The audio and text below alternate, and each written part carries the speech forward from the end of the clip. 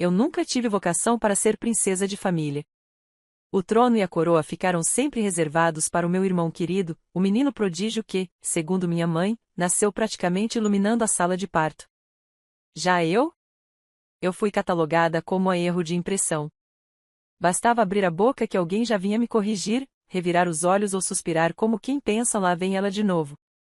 Cresci com esse peso no peito, mas aprendi cedo a sobreviver com a arma que sobrou, o sarcasmo. E é claro que o ápice de toda essa novela mexicana viria no dia do casamento dele, o amado, o endeusado, o filho dourado. Eu não esperava flores, tapete vermelho ou uma cadeira reservada com plaquinha de a irmã especial. Mas também não imaginei que fariam questão de me colocar como atração cômica do evento. Assim que cheguei ao salão, minha mãe me enfiou uma etiqueta no peito. Eu achei que fosse algum tipo de lembrancinha, talvez um oi, eu sou fulana, sabe? Mas quando baixei os olhos, lá estava, fracassada, escrito em letras maiúsculas, brilhando como se fosse uma joia rara. Minha mãe sorriu satisfeita, com aquela cara de quem acabou de colocar a cereja no bolo da maldade. Você só está aqui porque tivemos dó de não te convidar. Disse, como quem oferece esmola. Eu ri, porque aprendi que a melhor resposta para uma ofensa é tratá-la como piada ruim. Que sorte a minha! Nada como ser figurante de luxo no evento desses. Olhei em volta. Todas as mesas arrumadas, toalhas brancas, taças reluzindo. Menos para mim, é claro. Não havia cadeira, não havia prato, não havia sequer espaço. Eu era, oficialmente, o elemento decorativo não convidado. Meu marido, aquele ser que até então eu julgava ser meu parceiro, achou de boa entrar na palhaçada. Comida é para a família. Disse, rindo, enquanto se empanturrava de salgadinhos. Ali, naquele instante, eu percebi que a plateia não estava apenas do lado de lá. Ela também dormia comigo. Eu poderia ter engolido o sapo, feito o papel de trouxa, saído de fininho. Mas sabe quando uma chama acende dentro de você, tão forte que engole toda a vergonha? Pois bem, eu me endireitei, tirei o anel do dedo, coloquei sobre a mesa mais próxima e soltei. Então não sou mais sua. O sorriso dele morreu no mesmo segundo, como balão furado. As risadinhas das tias encolheram, os olhares se multiplicaram. Foi como se eu tivesse lançado uma bomba relógio em pleno salão de festas. Mas aquilo, por incrível que pareça, era só o começo. Porque naquele instante, entre o cheiro de flores artificiais e o som da banda tocando a marcha nupcial, eu prometi a mim mesma, eles iam engolir cada gota de veneno que destilaram contra mim. E eu seria a garrafa inteira. Saí do salão com ares de atriz premiada que abandona o palco no meio da peça. Só faltou a música de fundo e a chuva de pétalas. Mas, na prática, o que eu ganhei foi um corredor vazio, ecoando o som dos meus próprios passos e os cochichos que vinham atrás de mim. Não precisei olhar para saber, minha saída dramática estava sendo transmitida de boca em tempo real. Ela surtou. Não aguentou. Deu piti no casamento do irmão. Eu já podia ouvir as manchetes no grupo da família. A minha tia fofoqueira provavelmente digitava com os dedos em chamas, narrando cada detalhe para quem não estava presente. Parei perto da porta, respirei fundo e pensei seriamente em ir embora. Mas aí olhei meu reflexo no vidro, maquiagem impecável, batom vermelho ainda intacto, vestido que me custou metade do salário. Não. Eles não iam me expulsar da festa que me convidaram apenas para humilhar. Se eu fosse sair, seria por cima, não por baixo. Voltei. Entrei de novo no salão com passos firmes, sentindo todos os olhos virarem em minha direção. Foi como um desfile, cochichos, olhares, sorrisos de escárnio. Alguém riu alto quando me viu, e eu respondi com um sorriso ainda mais largo, como quem desfila de propósito. Me apoiei no balcão do bar e pedi. Um champanhe, por favor. O mais caro que tiver. O garçom hesitou. Mas, senhora, a lista de consumo. Coloque na conta da noiva. Afinal, família é para isso, não é? Ele ficou sem graça, mas serviu. Dei um gole demorado e senti o gosto doce amargo na boca. Era o sabor perfeito para aquele momento. Não demorou para minha mãe aparecer, irritada, com o olhar de quem queria me arrastar pelos cabelos para fora dali. Precisa mesmo disso? Perguntou, com os dentes cerrados. Precisa, sim. Respondi. Eu também mereço brindar. Afinal, estou presenciando um espetáculo de hipocrisia digno de comemoração. Ela bufou. Você só sabe envergonhar a gente. A diferença é que eu faço de peito aberto. Vocês fazem em silêncio, no escuro. O olhar dela foi um tapa que não doeu, mas marcou. O jantar começou a ser servido. As mesas se enchiam de pratos bem arrumados, carnes suculentas, massas cremosas, taças cheias. E eu? Continuava sem cadeira, sem prato, sem lugar. Ficava em pé, como penetra.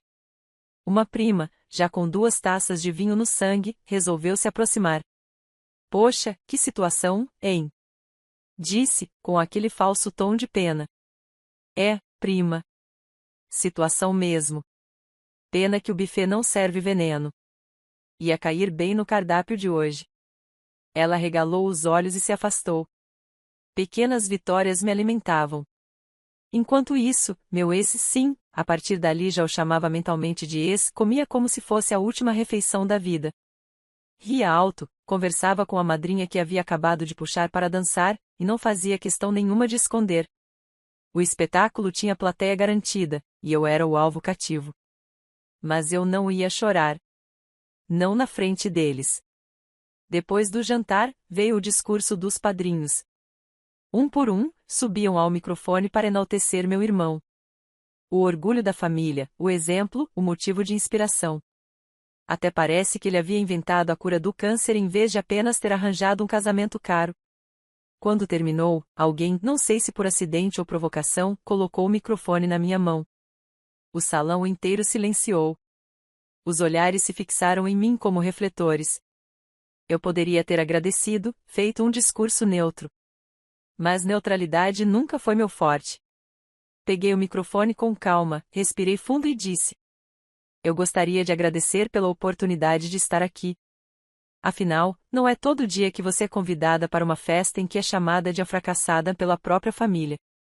Um burburinho correu pelo salão. Minha mãe fez sinal para cortar o som, mas era tarde. Eu continuei. Mas sabem o que é engraçado? Eles me chamam de fracassada, mas quem sempre carregou peso fui eu. Quem sempre foi a piada pronta, o saco de pancadas, o alvo fácil. E olha onde estou, de pé, sem cadeira, sem prato, mas inteira. Enquanto isso, tem gente aqui sentado à mesa, mas vivendo de mentira. Silêncio absoluto. Alguns engoliram seco. Outros riram nervosos. Devolvi o microfone e desci. O salão estava um campo minado, mas eu caminhava firme. Foi então que vieram as danças. Meu irmão e a noiva na pista, luz baixa, música romântica. Todos suspirando como se assistissem a um conto de fadas. E eu, parada ao fundo, olhando aquela encenação. Meu ex, sem perder a chance, foi até mim. Ainda dá tempo de pedir desculpas. Sussurrou. Eu sorri. Ainda dá tempo de você perceber que nunca foi homem suficiente nem para mim, nem para ninguém. Ele ficou vermelho, e a madrinha puxou-o de volta para a pista. Eu me encostei na parede, rindo sozinha. No final da noite, já cansada de tanto teatro, fui até o banheiro. Me olhei no espelho. Batom borrado, cabelo fora do lugar, a etiqueta fracassada ainda colada no peito. Olhei aquilo e ri. Fracassada, né? Murmurei para mim mesma. Vamos ver quem vai rir por último. Tirei a etiqueta, dobrei com cuidado e coloquei na bolsa. Aquilo não era um insulto.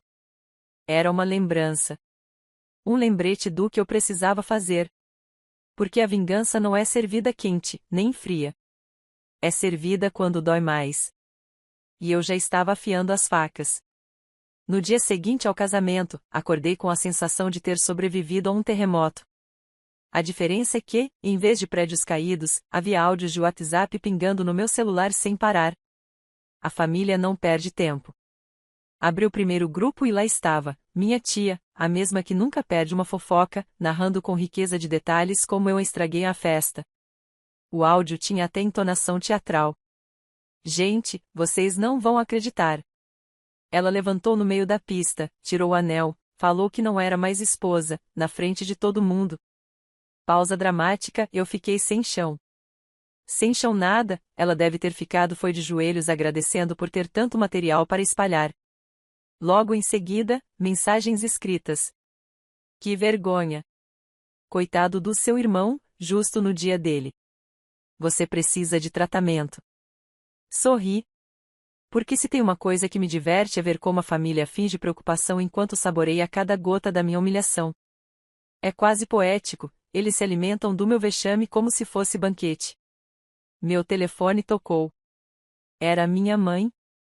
Respirei fundo antes de atender. Sim? Você é uma vergonha. Ela disparou, sem nem dizer bom dia.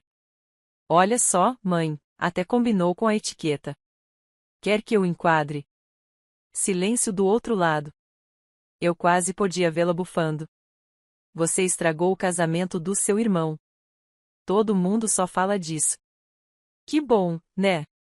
Pelo menos por uma noite eu consegui roubar a cena.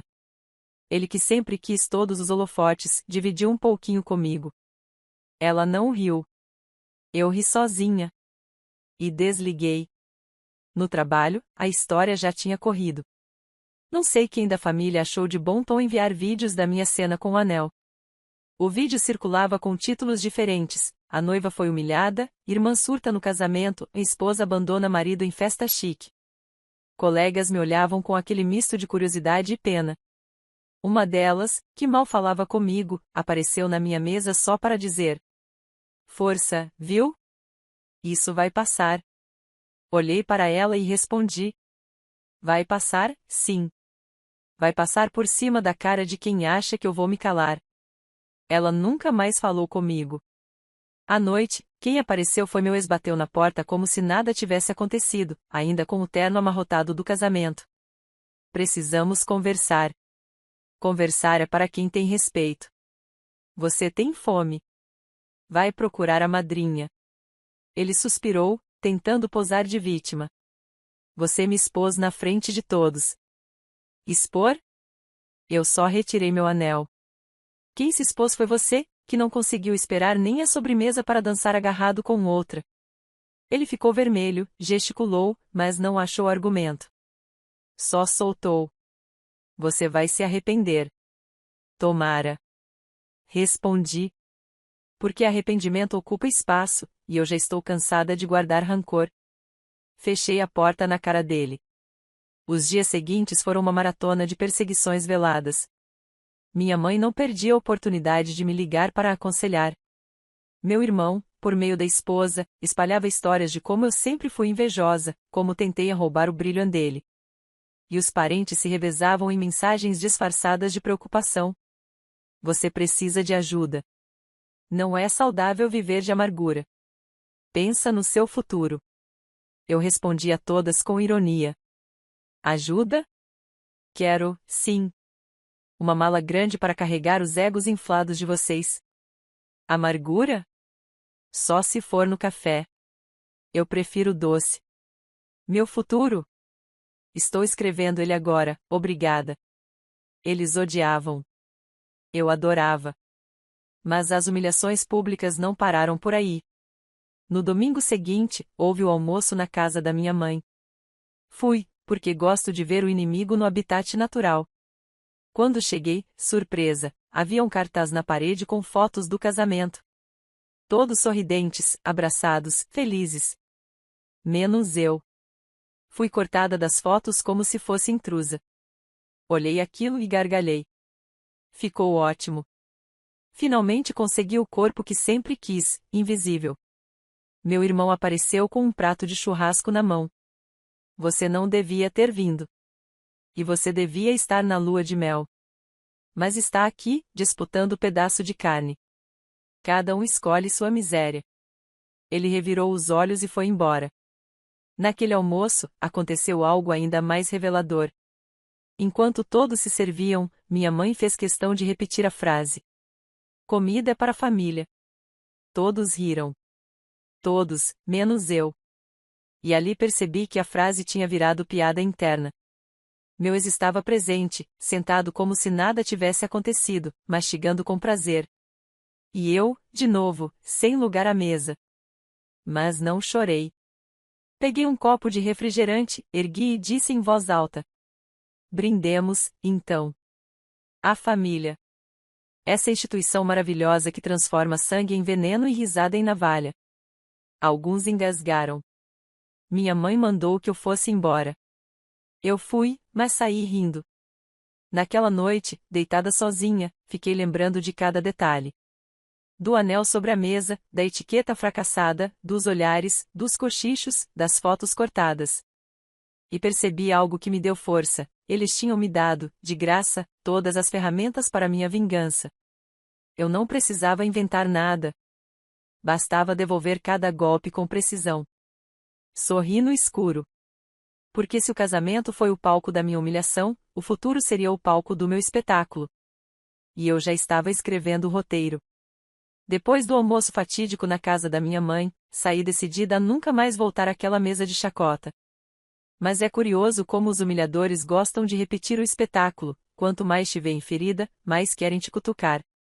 Eles não se contentam em te derrubar, precisam pisar para garantir que você não levante. O que eles não imaginavam é que eu já estava de pé, afiando a lâmina da minha ironia e planejando cada passo da minha revanche.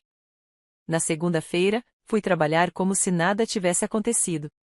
Mas a ressaca social do casamento ainda me perseguia. No corredor, duas colegas cochichavam. É ela, a do vídeo. Sério? Nossa, tive vergonha alheia. Passei por ela sorrindo e disse: se precisar, posso autografar a vergonha. Afinal, já virou patrimônio público. As duas ficaram mudas, como se eu tivesse cuspido fogo. Continuei andando, sentindo a força voltar aos poucos. Era como se, a cada comentário maldoso, eu recolhesse munição. Na hora do almoço, uma colega mais próxima se aproximou e perguntou: você não pensa em se afastar da sua família por um tempo? Eu penso em afastá-los de mim para sempre. Mas primeiro vou deixá-los saborear a própria receita. Ela não entendeu, mas eu sabia: minha vingança não seria só uma resposta. Seria um espetáculo. Naquela mesma noite, recebi uma ligação da minha mãe. O tom era solene, quase teatral. Sua vida virou motivo de piada. Você precisa pensar no futuro. No futuro, mãe? Ah, pode deixar. Já estou pensando em como colocar vocês no lugar que merecem. Ela tentou manter a compostura. Você é ingrata. E você é criativa, conseguiu me chamar de ingrata e fracassada no mesmo mês. Já pensou em publicar um dicionário de insultos? Ela desligou sem responder. Vitória minha. Os dias passaram e, como eu esperava, o caso continuava rendendo. O vídeo circulava em novos grupos, meu ex se fazia de vítima, minha mãe e meu irmão me pintavam como desequilibrada. Mas eu já tinha decidido: se eles queriam teatro, eu seria a diretora. Comecei a anotar tudo. Cada frase, cada humilhação, cada risada. Não por rancor gratuito, mas por estratégia. Eu sabia que, mais cedo ou mais tarde, essas peças se encaixariam. No meu caderno, escrevi: etiqueta fracassada. Frase: a comida é para a família. Fotos cortadas do álbum. Anel na mesa. Vídeo circulando. E sublinhei: tudo isso vai virar contra eles. No domingo seguinte, recebi um convite para outro evento de família, um churrasco na casa de um tio. A mensagem era clara: todos vão estar lá, inclusive seu ex compareça para resolver as coisas. Resolvi ir. Não porque acreditasse em reconciliação, mas porque sabia que seria mais um palco. E eu estava disposta a ensaiar minha vingança com cada fala. Cheguei no churrasco com a cabeça erguida, salto alto e sorriso debochado. A primeira a me receber foi minha mãe. Que bom que veio. Disse, sem olhar nos meus olhos. Vim ver o zoológico. Nunca perco um espetáculo desses. Ela fingiu não ouvir e voltou para a churrasqueira. Meu irmão, já com uma cerveja na mão, veio se exibir. Espero que hoje você não deixou, né? Relaxa. Hoje só vim como espectadora. Afinal, todo circo precisa de plateia. Ele riu, mas foi aquele riso desconfortável. Durante o almoço, repetiram a mesma cena de sempre: eu sem cadeira, eu sem prato. Desta vez, peguei uma cadeira de plástico do quintal e sentei no meio da sala, bem na frente da televisão, bloqueando a visão de todo mundo. Agora sim estou confortável, disse, abrindo um pacote de salgadinhos que eu mesma trouxe. Já que não sou da família, também não vou comer a comida dela. O ambiente ficou pesado. Mas ninguém ousou me tirar de lá. E então veio a cereja do bolo: meu ex resolveu discursar, na frente de todos. Eu não queria falar, mas preciso. Eu fui humilhado no casamento. Não merecia aquilo. Todos olharam para mim, esperando reação. Eu, calmamente, tomei um gole do meu refrigerante e respondi: você tem razão. Não merecia. Merecia muito mais. Pena que não deu tempo. Alguns riram, outros ficaram chocados. Meu ex ficou vermelho, minha mãe tentou mudar de assunto, mas o clima já tinha sido envenenado. Voltei para casa com a sensação de missão cumprida. Não era ainda a vingança final, mas cada passo me fortalecia. Eu não era mais o alvo passivo. Eu era a narradora da história. Deitada, peguei o caderno e escrevi: eles acham que sou fracassada. Vou mostrar que a maior derrota deles será me subestimar. Sorri. Porque já podia sentir o gosto doce amargo da vingança chegando. E prometi a mim mesma: quando o momento chegasse, eu faria questão de servir o banquete gelado, com direito à sobremesa envenenada de ironia. Planejar vingança é, no fundo, um ato de paciência travestido de estratégia. Ao contrário do que o imaginário popular vende: explosões, confrontos impulsivos, reações de novela, a vingança que vale a pena é construída nos mínimos detalhes, como um xadrez onde cada peça se move no timing certo. Eu aprendi a mover as minhas. Não por ódio vazio, mas por uma espécie de justiça que eu mesma desenhei e quis executar de forma impecável. Nos capítulos anteriores, colecionei insultos, fotos cortadas, áudios de fofoca, risadinhas em volta do buffet e a joia da coroa, a etiqueta fracassada que minha mãe insistiu em colar no meu peito. Tudo virou munição. Eu guardei, organizei, converti em arma. O passo final era transformar essa munição em espetáculo, e espetáculo eu faria, sim, com toda elegância. Convidei a família inteira para um jantar. Convite por mensagem formal, com tom neutro, local elegante, um restaurante que eu nunca frequentei, com menu pensado, mesa reservada. Não disse o motivo. Havia apenas a frase curta: presença necessária. Minha mãe perguntou se era para apaziguar. Respondi com um emoji cortante. Meu irmão respondeu com ironia e confirmou presença para ver de perto. Meu ex aceitou, porque curiosidade e ego confundem-se com pertencimento. O restaurante tinha luz baixa, detalhes em madeira clara e uma sala privativa. A mestra de cerimônias foi eu, sem palhaços, sem música alta, só uma calma que incomodava como silêncio em tribunal. Quando entrei, antes de qualquer palavra, senti os olhares: expectativa, desprezo, tesão por tragédia. Eles queriam sangue, mas só colheriam verdades. Pedi ao maitre que servisse água gasosa e um couvert discreto. Não era noite para exageros gastronômicos, era noite para revelações. O cardápio era secundário, o que importava estava no envelope que coloquei na mesa. Cada convite continha uma folha com uma única frase: olhe nos olhos da verdade. Eles sorriram, acharam a frase poética. Erro número 1 deles: subestimar minha sutileza. Sentei-me no centro, encarei minha mãe e disse: obrigada por terem vindo. Eu sei que vocês adoram ver um corpo em vitrine. Hoje, eu trago algo melhor: provas. O riso abafado começou a se formar, aquele riso escolar, de gente acostumada a humilhar e depois combinar que foi apenas brincadeira. Foi interrompido quando os garçons trouxeram um projetor e um notebook que eu já havia acertado com antecedência. A sala ficou um pouco mais fria. Antes de começar a reprodução, respirei e calcei o sarcasmo como vestido. Vou ser curta, disse, para que ninguém fizesse o favor de me interromper. Vocês gostaram de me transformar em piada. Alguém achou divertido me deixar sem cadeira no casamento. Alguém gravou, compartilhou, amplificou. Alguém cortou fotos como se eu fosse mancha. Tudo isso torna a noite engraçada, confere estilo familiar, cria história. Hoje vamos ver a história inteira, em alta definição. Projetei o primeiro vídeo. Era o casamento em câmera do celular. Mostrava a etiqueta bem no meu peito, o olhar satisfeito da minha mãe, a cena do anel pousado na mesa. O áudio era nítido, risadinhas, o comentário de que a comida é para a família, o meu então não sou mais sua. Havia cortes, zapis de risos, ângulos que deixavam claro quem estava rindo e rindo de mim. O restaurante ficou emudecido. Alguns dedos no celular tremiam. Logo depois, toquei outro arquivo. Eram gravações que eu, discretamente, havia conseguido com antecedência, áudios de conversas familiares onde me pintavam como um problema e se vangloriavam por não ter convidado a certas pessoas. Em uma delas, ouvi a voz da minha mãe, cristalina, dizendo a uma tia, nem liguei para ela. Que venha se ela quiser. A gente não precisa dela. Em outra, o meu irmão gargalhava de uma situação que me dizia respeito, como se fosse piada. O volume estava controlado, cada palavra saía com a gravidade de uma sentença.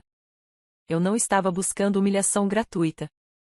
Estava buscando exposição, e a exposição mostrou o que eu já sabia: a crueldade planejada não é espontânea, é culto. Eles se reuniam para produzir episódios em que eu era o alvo, combinavam cutucadas para alimentar um público predatório. E, no meio daquele vídeo, algo mudou, no canto do arquivo, um outro elemento apareceu, inesperado. Uma mensagem, uma foto do contrato de doação de um imóvel antigo da família, ostensivamente assinado em favor do meu irmão, mas com um detalhe que ninguém havia percebido quando organizaram o plano de me excluir. No rodapé, em letra pequena, um carimbo que eu já sabia: eu era a beneficiária real. Silêncio absoluto. Aquilo era maior do que vingança emocional. Era prova de que, em algum momento, a história fabricada por eles havia esquecido a realidade jurídica. Eu deixei o silêncio atuar. Eles começavam a entender que aquilo não seria mera diversão. Respirei e contei a segunda parte do meu roteiro, a entrega. Vocês sempre gostaram de acreditar que dominavam o jogo. Falei. Pois bem. Eu fiz código e eu joguei. Tenho amigos, advogados e um pouco de paciência. No dia do enterro da nossa decência, eu coloquei o nome do imóvel em meu favor. Não foi por grana suja, nem golpe. Foi por direito que vocês me negaram a vida inteira. Abri uma pasta com documentos, escrituras, contratos, recibos e correspondências. Tudo limpamente organizado e perfeitamente legal. A cada papel que eu mostrava, ouvia um negócio estalando ao redor, as respirações ficando mais curtas. Não havia, ali, espetáculo barato. Havia vitória administrativa, lenta e certeira, que corrói a vaidade como ácido. Minha mãe tentou interromper. A voz dela vinha pequena, como se tentasse achar presença onde já não tinha mais sentido. Isso não é verdade. Isso é uma armação. Não, mãe, respondi, com calma de quem leu jurisprudência nas horas vagas. Isso é resultado. Resultado de anos em que eu paguei contas, fiz escolhas, guardei silêncio e canalizei energia. Vocês é que fizeram a parte de bruxaria no teatro. Eu fiz a parte da realidade. O prato de porcelana da mesa tilintou quando meu irmão derrubou o talher. A esposa dele choramingou, descrevendo choque e medo, mas não havia nada de medo além da máscara. Eles tinham certeza de que eu era vítima constante e que qualquer acusação vinda de mim seria histeria. A diferença é que eu trouxe provas. Mas a noite não terminaria apenas com minhas conquistas legais. Eu queria expor o tecido inteiro do comportamento deles, os métodos, as insinuações, as pequenas crueldades que se somavam para transformar uma vida. Projetei então uma montagem, fotos antigas, recortes de mensagens, gravações de conversas onde ridicularizavam meus sonhos, onde combinavam calar-me. Em um desses áudios, minha mãe, para deleite de sua plateia, dizia: se ela não sabe ficar no seu lugar, a gente mostra o lugar dela. Era a frase exata que eu precisaria usar mais tarde. A montagem fez a sala tremer. Eles não tinham mais poder de surpresa. A narrativa que me colocava como peça menor fora desmontada rua a rua, arquivo por arquivo. Eu trouxe testemunhas, amigos que haviam percebido as manipulações, colegas de trabalho que me defenderam, mensagens de gente adulta que havia visto o circo familiar. Tudo para compor um quadro só. Eu não era dramaturga, era vítima, e eles, em coro, praticavam uma espécie de violência social que se alimentava de riso. Foi então que entreguei o princípio final da minha vingança. Não era agressão. Não era humilhação com retorno. Era justiça com ironia. Abri outro envelope, um documento registrando a transferência do imóvel antigo para o meu nome, assinado em cartório, com todas as taxas pagas e a assinatura do meu advogado.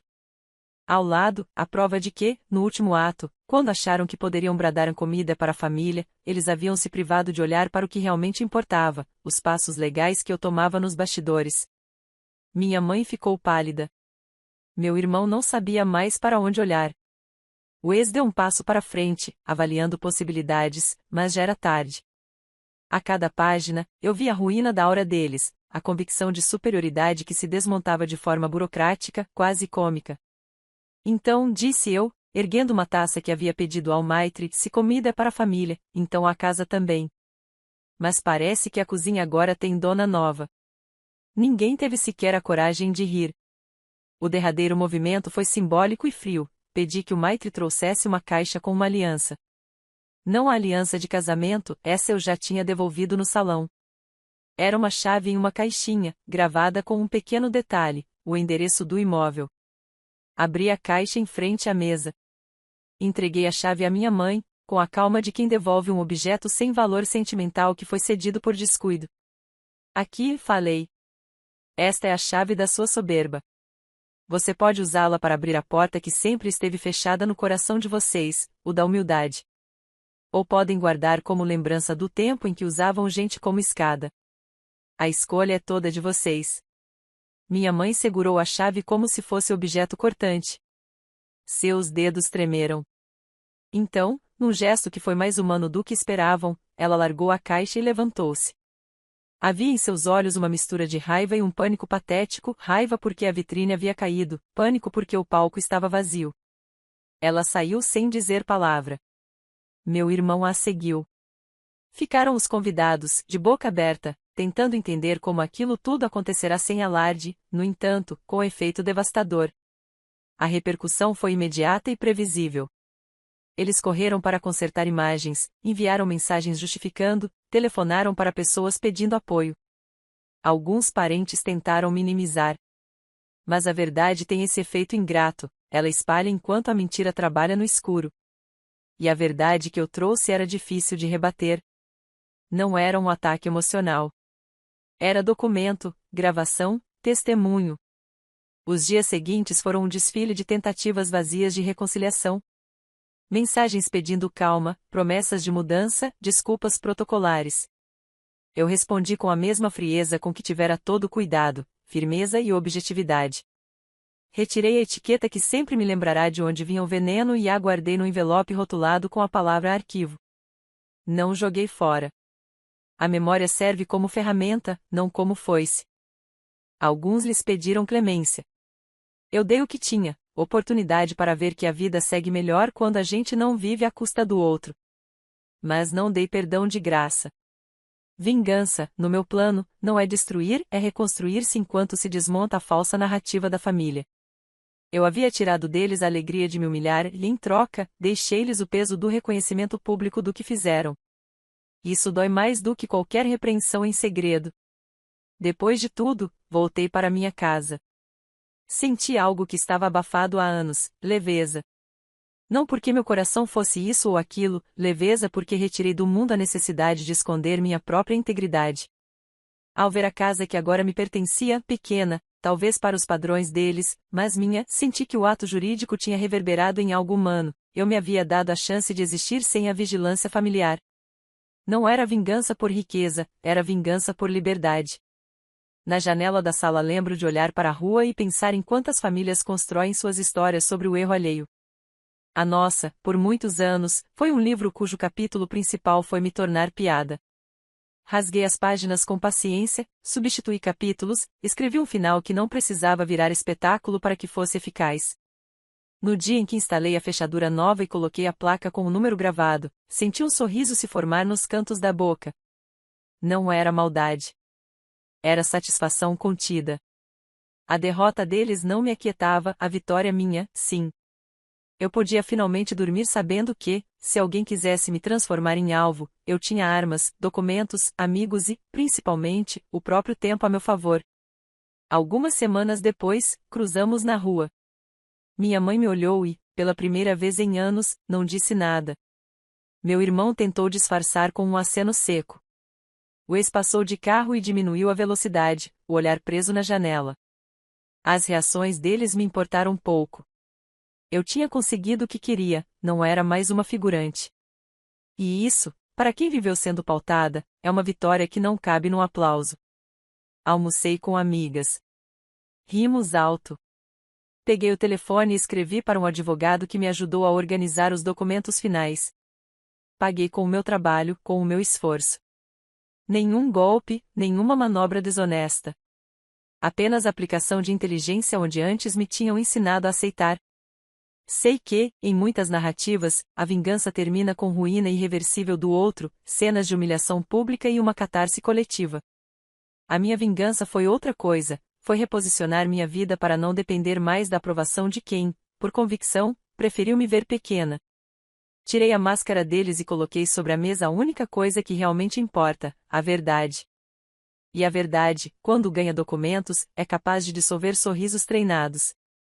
No fim, quando a casa deixou de ser apenas uma fachada de histórias e passou a ser um abrigo real, compreendi que a vitória não é humilhar o outro de volta. A vitória é poder contar a sua própria história sem ser interrompida. Eles continuarão a conversar nas festas, a fazer graça de quem não está presente. Que o façam. Eu já não tenho tempo para quem gosta de reduzir vidas para entretenimento. Tenho o resto da minha vida real, inteira e com fechadura nova. E se alguém me perguntar se estou feliz, eu respondo com a honestidade que me faltou por tantos anos: estou em paz. A paz de quem se deu a chance de reescrever o enredo. A paz de quem, por fim, tem lugar à mesa. Fim.